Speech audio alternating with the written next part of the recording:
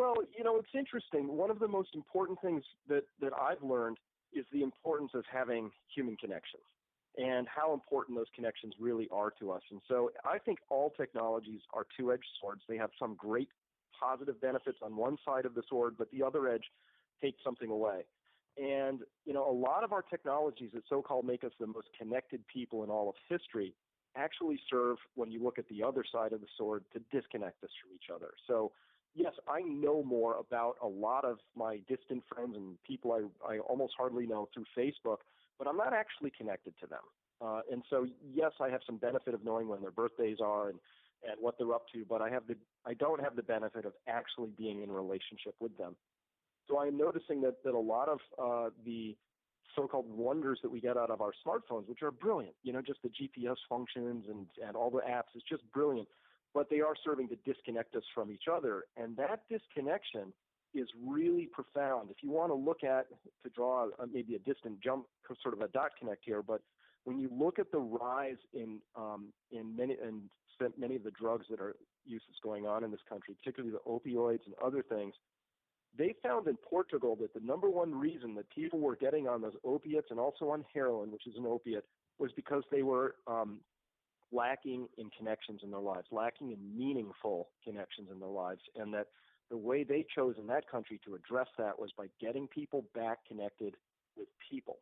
So to the extent our technology helps people connect with each other really and authentically, all for it. But I would tell you that I think that there's something we're going to learn over time and look back and go, oh yeah, all that cell phone use and sitting behind computers was not actually as enriching as we thought it was going to be.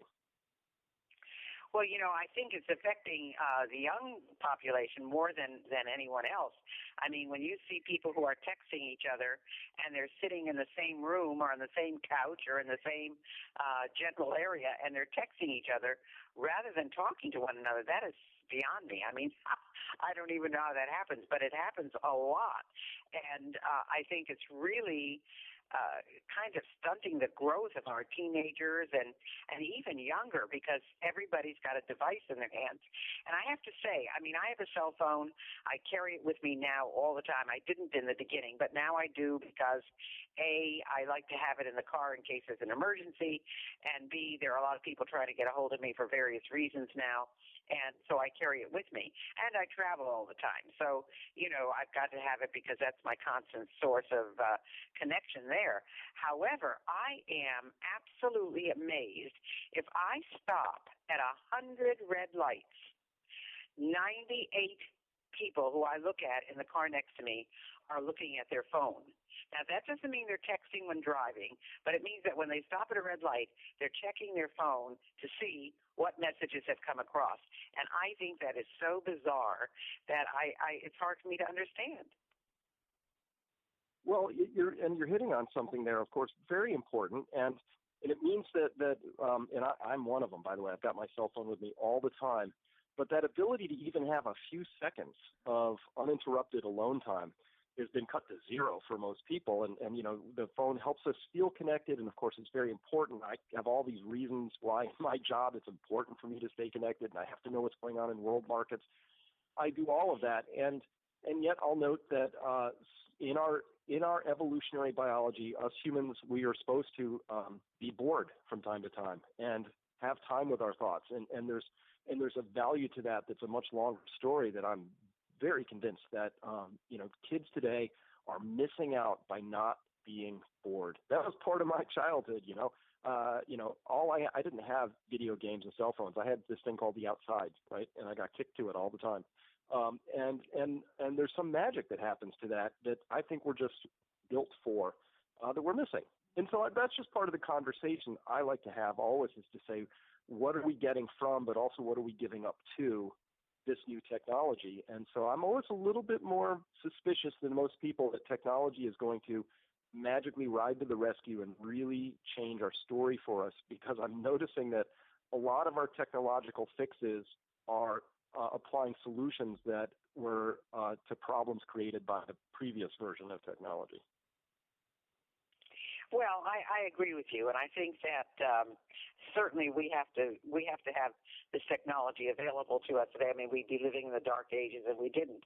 I mean, our computers, our the Facebook, all of that is important, but not 24 hours a day. And some people are really consumed by this. And I love that commercial. It's not on anymore, but the commercial where the young girl was saying to her mother, "Oh, Mom, you have what do you do? You have no friends at all." And I have 16 friends on Facebook, And then the mother says, "Oh, I understand, honey." And then she goes out and she's got this big group of friends that she's meeting for lunch, And so it's really it's that same thing, It's really interesting. Well, I want to make sure people know how to get a hold of you and how to get a hold of your book. So what information would you like to give our listeners? The main website that I operate is called PeakProsperity.com. That's Peak as in Mountain Peak, P-E-A-K. And the new book that's out is called Prosper with an exclamation point, and you can find that at Amazon. We have that in hardcover paperback form. We've got it in Audible, so it's a book on tape, as you will, and Kindle, whatever version you like to consume, it's there. And if people want to stop on by, we have a very large community at Peak Prosperity talking about these issues and many more, all with the idea of trying to understand what should we do given what's going on in the world today.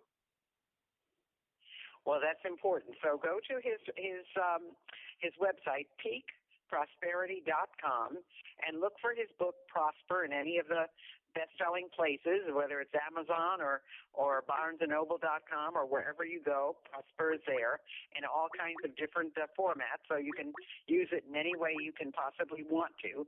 But I think what you're really saying is pay attention to where you are and what you're doing and the fact that pay attention to what you're putting in your body, pay attention to what you're putting in your mind, pay attention to how you're living your day. I think that's the most crucial thing. I mean, I see so many executives who are really stressed. In fact, there was a radio talk show I was listening to in the car the other day, and it said, the question of the day was, are you stressed on your job? And there wasn't one person that called in who was not stressed on their job.